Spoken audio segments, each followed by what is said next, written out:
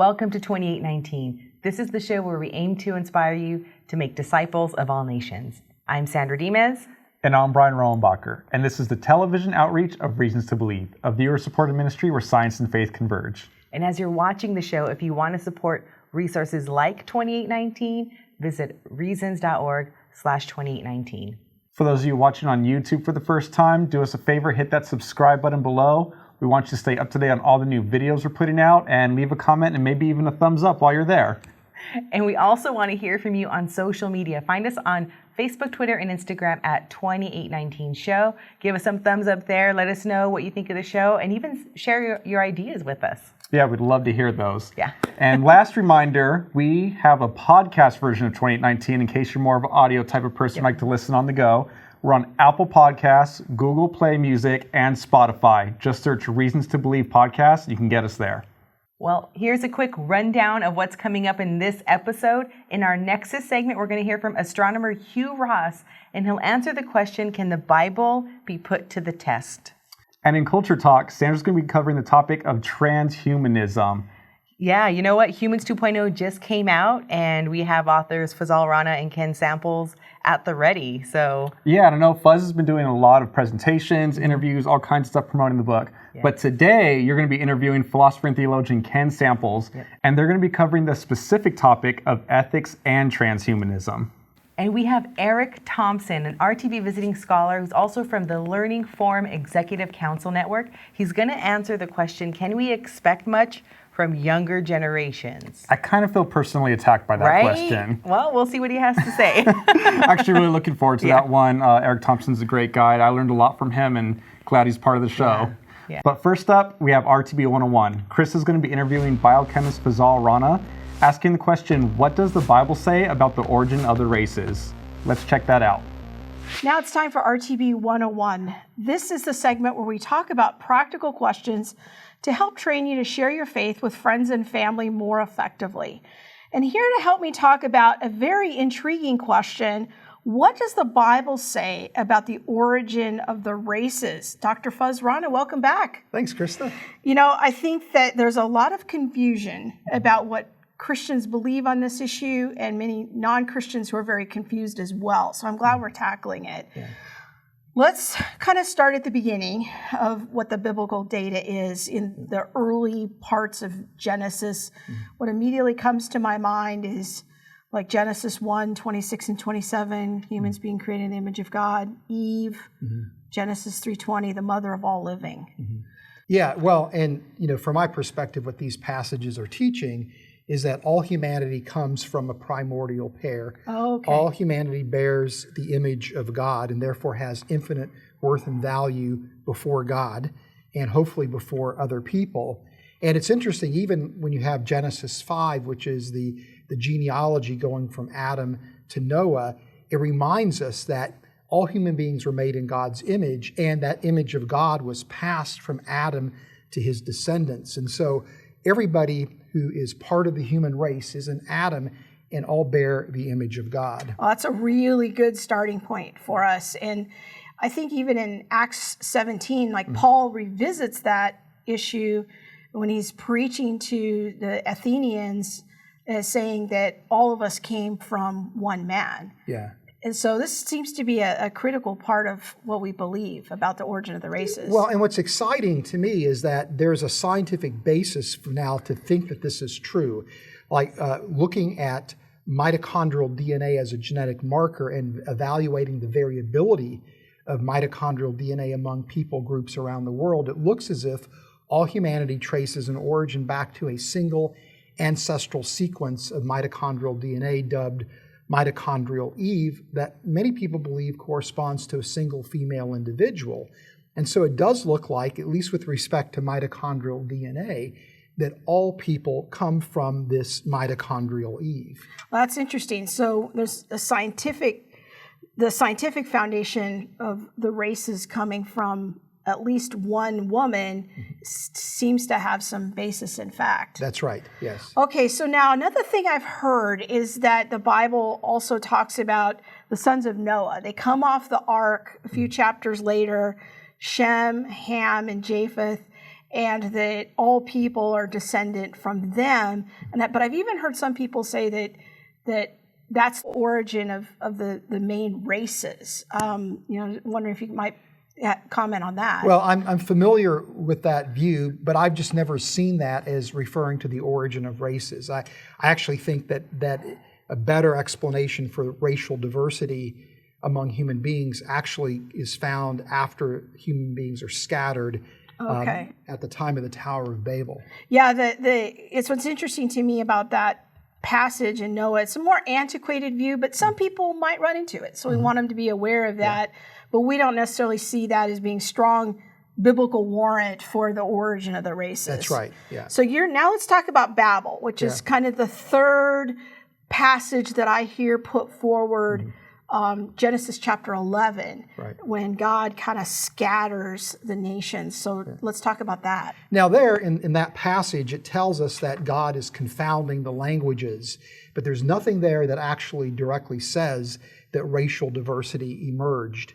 But it does tell us that the languages were confounded and that people were forced to scatter around the world. Okay. And so arguably, the racial diversity of humanity would have originated at that time as a result of humans migrating into different environments, being separated from each other geographically and also in terms of their forming isolated reproductive groups. So that's an important distinction, because I'm glad you're bringing that to our attention, because I think we read into the Babel account that it's a scattering of the races, but it's really just a confusion of the languages. And the origin of language is sort of a separate question. There's been a lot of work done scientifically on the origin of racial diversity.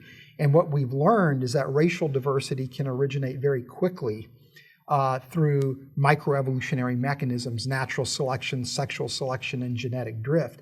And that in and of itself is sufficient to account for the differences that we see among people in different regions of the world. Well, that's good, because that was going to kind of lead me to my next question is, we obviously see different physical characteristics depending on where people live.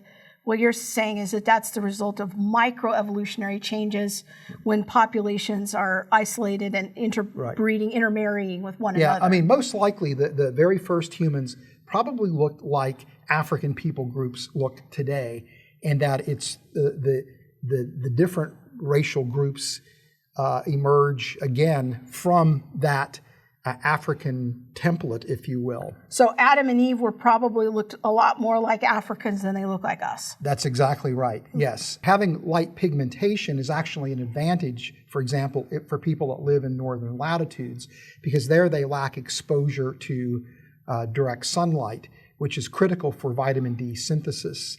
So people in northern latitudes need lighter pigmentation to be able to produce the appropriate amount of vitamin D, which is critical for a lot of aspects of our health. People living near the equator having heavily pigmented skin is good because it actually protects folic acid from being destroyed, which again is critical for human health. So that's an example of how microevolutionary changes could account for racial differences. There's nothing fundamentally different about the races other than these superficial differences that give some assist in survivability in certain climates. Interesting. So science is coming together with the Bible to say that we have one race, if you will, the human race, that these racial differences aren't as big as we might think that they are. And in our worldview as Christians, we really want to advocate for the equality and the dignity and value and worth of all humans. Right. And to me, the biblical text clearly teaches all human beings are made in God's image and have infinite worth and value. And what's exciting to me is scientifically, we also would reach that same conclusion. We all are in mitochondrial Eve. We all have equal worth and value. And the regional differences that we see, the racial differences, are really superficial. There's no fundamental genetic difference between any human being on the planet. Very good. I want to encourage you to check out Fuzz's blog, The Cells Design. Just go to reasons.org and search Cells Design. Now it's time for our Nexus segment. We're going to hear from our founder, Dr. Hugh Ross, about the question, can the Bible be put to the test? Let's check it out. Well, the verse I gave at the beginning of my message was from Paul's writings. Everything must be tested. Hold fast to that which is good. And he's referring to those things that we can put to the test. And, there are areas and things that are mentioned in the Bible that can't be put to direct testing. But as a scientist, I'm prepared to believe what it says because the Bible has proven itself so utterly trustworthy in every area I can put it to the test. And if you want a specific example, I can't prove that the water at the wedding feast at Cana was transformed into wine. They drank it all, so it's not around to be found. And I can't, as a scientist, figure out exactly how Jesus transformed the water into wine. It's all gone. But the fact that there's so many other miracles described in the Bible that we can put to a rigorous scientific testing causes me to believe, yes, that really did happen. I believe what is recorded in the Gospel of John about the wedding feast. And on that basis, I'm prepared to believe what we find in the last creation account of the Bible, namely that this isn't the only universe that God has created. He has created a new heavens and a new earth, radically different from this one, with conditions that we can't possibly put to the test today. However, we can test it in one way. I'm going to talk about that tomorrow, how we can put it to the test and show that it's true. But in terms of testing the actual conditions in the new creation, no. We take God at His word, but I'm prepared to take God at His word because everywhere I can put it to the test, it's proven itself to be utterly reliable in ways that are so amazing, I'm forced to conclude that this is inspired and inerrant, the perfect, trustworthy word of God. Great.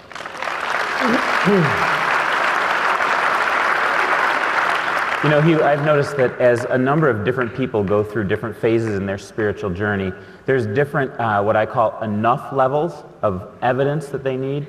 There's some folks who don't need too much evidence and they have a high capacity for faith. There's other people that seem to have a real high need for evidence and lower ability to make those leaps of faith. Could you speak just to a minute for those people who say, my enough level is pretty high. I need to have a lot of evidence before I'm willing to make that step. What kind of key steps would you say are a great way to move forward in testing things out and checking their spiritual journey? Well, it's a good question, Mark, and I was that kind of individual. It took me 2 years of study, and I studied about 1 hour to 2 hours a day for 2 years, never missed a day. That's what it took for me to make that step. But I think one reason why it took that much for me is I was surrounded by peers, students and professors at the University of British Columbia that were very skeptical about anything Christian, and they had all these tough questions, and I knew that I couldn't live my Christian life in front of them unless I could deal with the objections and the questions they put forward. So a lot of what I was doing over that 2-year period was preparing myself to deal with their issues. And one of the things I've learned as the president of Reasons to Believe is when I see someone needing a whole lot of evidence, I just kind of step in and say, what kind of questions are you facing at work? And to deal with it at that level. Because often what you discover is you're dealing with a person that really is quite receptive, but they want to be prepared. And they're not about to make a public commitment until they're prepared. And frankly, I just kind of treat that as advanced discipleship. Let's get them ready in advance. I don't worry about the eventual income. I know they're on the right path. And it's a good thing to give them lots of advanced preparation before they make that public commitment, because when they do, they're going to be very effective. Fantastic. So go on the journey, ask the questions, read the books, dig as deep as you can, because the evidence really is out there. I want people to take whatever time they need.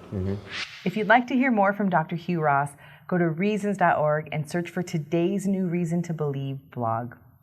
Now it's time for Culture Talk. This is the segment where we talk about the intersection of science, faith, and pop culture, and how culturally relevant topics can help us share our faith. I'm joined today with philosopher and theologian Ken Samples. Thank you for joining us. Hi, Sandra. You have a brand new book out. It's called Humans 2.0. It just came out. Excited about it. Well, it's on the topic of transhumanism, and I've read it. It's such a great resource for anyone who's curious about transhumanism and what that means. And what you bring to the book is helping readers kind of navigate the ethical landscape of transhumanism. Yes. And you talk specifically about secular ethics. Right. Can you help us unpack what that is? Yeah, so a good contrast is with Christian ethics. Christians ground their ethical systems in the nature of God. Secular ethics have a challenge. They have no transcendent source, so it has to be grounded kind of in relativism or utilitarianism or self-interest, something that's temporal in nature. That's an Achilles heel, I think, for secularism and transhumanism. So you mentioned that it has to be grounded in things like egoism or utilitarianism. Let's look at egoism or self-interest. When we think of kind of our culture today, we're encouraged to take time for self-care, live your best life, that sort of thing. So when we think of these biotechnologies and advances in bioengineering, it seems like why would it be wrong to maybe go and get some anti-aging gene therapy on a Saturday morning when the kids are, at soccer or whatever. Why would that be a bad thing? Well, egoism, coming from the word I, so it's kind of I-ism or me-ism, if you will. So egoism is all about self-interest. What's in your best self-interest? That's not always bad. People ought to look after themselves. But in the context of transhumanism, who's going to get these enhancement technologies? They're limited. They're expensive. And what about things like self-sacrifice? I mean, both you and I are married. We have children. Marriage is often about sacrificing for the good of others. So egoism can clash with altruism, the care of other people. Right.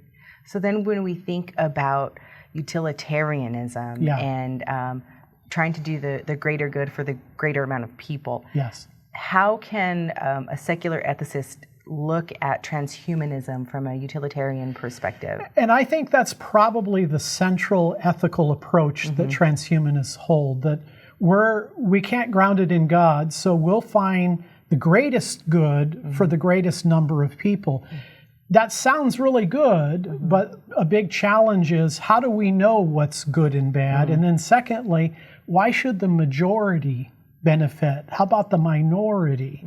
So it's very possible that these enhancement technologies may be given to the majority and the minority passed over. That could cause injustice. Right, and that's something that you actually tackle in the book, talking about accessibility for the marginalized, and do we then create a greater rift between the haves and the have-nots? That's right. Really great point to address. So then when we think about, from a Christian perspective, and transhumanism in that light, we understand why we would want to see these advances to help ease human pain and suffering. But how would a secular ethicist kind of look at easing human pain and suffering? Well, again, these physical enhancements, I mean everything, a pair of glasses is an enhancement. You get older, it improves your eyesight. These enhancements can help people. They can ease suffering. We may be able to extend life somewhat. I think the big challenge, however, is whether they're going to be able to achieve these lofty goals, and whether they'll have an ethical system that'll be able to sort through all of these kinds of things. I mean, I could see people engaging in lawsuits, protests, because some people are included, other people are excluded. That's where I think the image of God, that all people, regardless of race, gender, and class, have inherent dignity and moral worth, is a superior moral system. Right. Thank you for sharing that. I think that's an excellent point, and it helps us understand maybe some of the Achilles heels, as you talked about, as we understand transhumanism from a secular or Christian perspective. And you know what's fascinating is that maybe years ago, the topic of transhumanism would have been an elitist type conversation. You wouldn't hear it in the general population. But I swear, the other day when I was in line at Disneyland, I heard these women talking about designer babies and gene editing. And I was like, wow, it's really a conversation that many of us are having. Even if we aren't aware of the latest technology, we understand that there's a possibility maybe down the road for this type of technology of gene editing designer babies.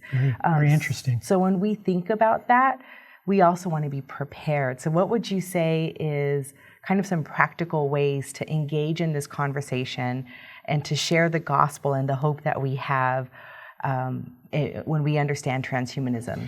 Yeah, I think every noble person is interested in easing suffering, helping people with technologies that, and you know, maybe even living longer, living more healthy lifestyle.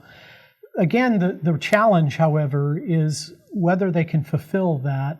And then ultimately, what philosophy of life, what worldview is really going to be able to defend the idea that every person has dignity? That's where I think transhumanism has good things, but it also is a potential counterfeit to the Christian gospel. Right. Well, thank you so much for sharing that, Ken. If you'd like to hear more on the topic of transhumanism, visit reasons.org/2819, and you can get your copy of Humans 2.0, an appreciation for any gift in the months of July and August. Now we're going to head to our Give and Take segment, and we'll hear from RTB visiting scholar Erick Thompson, who's going to answer the question, can we expect much from younger generations? Let's check it out. Hello, Jeff Zwerink here, and welcome back to Give and Take, the segment of our show where we explore important scientific ideas to equip you to be more confident in sharing the gospel. Today I'm joined by Dr. Erick Thompson, and we're going to ask, what do we do with this "we can't expect much" philosophy? Erick, it's good to have you here today. Jeff, it's great to be here. You know, I know you've got a background in veterinary medicine, you do equine practice, but you've also been involved in these executive networks with large multinational corporations. You know, and so I really want to just kind of explore, you've talked about this idea of this kind of "we can't expect much" philosophy. What is that? Well, it kind of stemmed from the work that I've actually done more from a corporate executive network involvement. We're working with large companies to help people in their companies become more competitive, and even military organizations. And even prior to that, getting into veterinary school, there was never a philosophy of we can't expect much. In fact, if anything, it was we expect more. Mm-hmm. So inside of large organizations, it's no secret that the expectations are going up, the resources are going down. So there isn't a relaxation, if you will, of expectations of learning, expectations of performance. Mm-hmm. Since then, been involved in churches, in youth ministry. That's a passion of mine, especially teenage ministries. Mm-hmm. And honestly, what's troubled me there in many cases is that there's kind of what I call "we can't expect much" philosophy creeping in. And how that's manifested is in large part coming from the fact that we all live very busy lives. Mm-hmm. We have kids that are involved in intense academic activities, kids that are involved in sports, various other events that are absorbing their time. Mm-hmm. Yet from a spiritual development standpoint, I'm hearing a lot of comments saying, well, we just can't expect much of their time. We can't expect much of their time to study mm-hmm. the Bible, to become Bible literate. We can't expect even them to come on time to church teachings, etc. Mm-hmm. So I was kind of looking at the goal of, in my work world, I see expecting more mm-hmm. for the results, but for some reason in our spiritual development, our kids, it kind of, and I'm a victim of this myself. Mm-hmm. I see expectations of well, we just can't expect much because there's no time left. Well, and so, there's a part to where I wonder, what do we do with that? Because there is a very real sense where people are expecting more. You know, your kids are in school, they've got AP classes, they're expecting this much time if they want to be involved in sports, which is healthy character development that goes on there. That takes a lot of time. There's homework. I would say, in some sense, an excessive amount of homework. So how do we expect more out of our kids when it comes to spiritual development? Because that's clearly important. I think, and here's where I think parent leadership, and especially if you're involved in leadership in churches, comes into play. We have to keep the large goal in mind. Mm-hmm. The large goal to me as a Christian is to, number one, to know God and make Him known. Because I'm in this for the long haul. A business will say they're in this for the long haul. Well, that might mean 5 years, 10 years, 100 years. To me, the long haul means eternity. That's a lot longer than 10 years, no matter how you slice it. If I dare use a business term, net present value, and you plug in eternity as the time equation of that, it kind of moves things around. So we can't lose the reality of the importance of spiritual development, regardless of the pressures of culture that would say, no, what's more important right now is development of our kids in non-spiritual areas. So in some sense, is this, we can't expect much philosophy kind of flow out of a lack of, or maybe misordered priorities, if you will? Because I think most Christians would say, yeah, clearly spiritual development's important, but in some sense we don't put the priority on it. Is that where we get some of the we can't expect much philosophy? Well, absolutely, and I think all of us, whether we like it or not, are impacted by the culture of which we live and we're a part of. And so it's easy to say, well, this is what I believe and this is what I value, but then what I really live out is something else. So I think we have to look at and stop as an adult to say, okay, am I living my values? Because we only have a very short time with our kids. And so, and I think part of parent responsibility is to say, wait a minute, is it that important to sacrifice a kid's spiritual development at a time when they really need it to prep them for a specific school? Right. Our kids probably more catch what we do rather than us teaching them what we do. If we do this, they learn to do that. If we're not valuing things, they're certainly not going to. So how do we do that as parents? Well, and I think we can't expect our kids to do this. So they're not equipped from a mature standpoint in order to do this. So how we do it is that we totally have to stop every once in a while and say, okay, do my actions match up with my values as it relates to my responsibilities as a parent? Am I setting the bar high?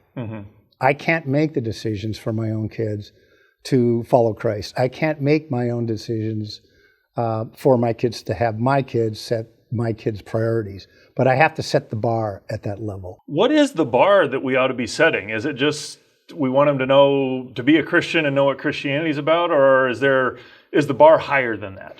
Well, I think, first of all, our kids have to know what they believe and why they believe. In other words, they should be asked that. Right. And if their answer is, well, I believe Christianity because my parents believe in Christianity, that's not going to get them too far. So, secondly, I think we have to expose them and teach them about different worldviews that compete or very much differ than theirs. And to understand, not only to know that, but to understand how to engage. Because if our kids aren't challenged with what they believe and why they believe, they won't have the confidence they need to be able to survive in a post-Christian culture that we're in. So in some sense, you're not saying they just need to know about Christianity. They need to have a vibrant enough faith, know what they believe and why they believe, in order to be able to compete out in the world of ideas, if you will, and to thrive in that environment as well. Well, and I don't care what kind of environment they're growing up in, whether it's homeschool, public school, Christian school, whatever you want to talk about, they're going to be exposed to a number of ideas that never hit me at that age. You can't escape it. Culture's around. It's exposing all of us. And we all have to, we're part of culture, but we have to make sure that we show that we're different in many aspects. And so they need to be inoculated with what's out there in terms that would directly compete with what they believe, so they know how to process and determine a way to address doubts that they're going to have. I think those are very important comments, Eric. I really appreciate it. Thanks very much. As parents and as people who work with youth, it is our job to equip the next generation of Christians to be vibrant in their faith and equipped to handle the challenges they're going to face as they go out in the world so that they can share and spread the gospel. I would encourage you to go to reasons.org, search for Erick's blogs. That's Erick, E-R-I-C-K, Erick Thompson's blogs, so that you can be better equipped not only to have your faith strengthened, but so that you can raise the bar for the next generation of Christians who will carry the gospel message throughout the world. That does it for us this week on 2819. Well, we've had a blast. I hope you've had tons of fun and you've learned a lot so that you can go out and share your faith with confidence and compassion. And hopefully some higher expectations for younger generations. Right. But if you want to support resources like this show, please visit reasons.org/2819. And don't forget to grab your phones, connect with us. We'd love to hear from you. Find us on social media at Facebook, Twitter, and Instagram at 2819show. We look forward to seeing the likes and comments. Yep. See y'all next time.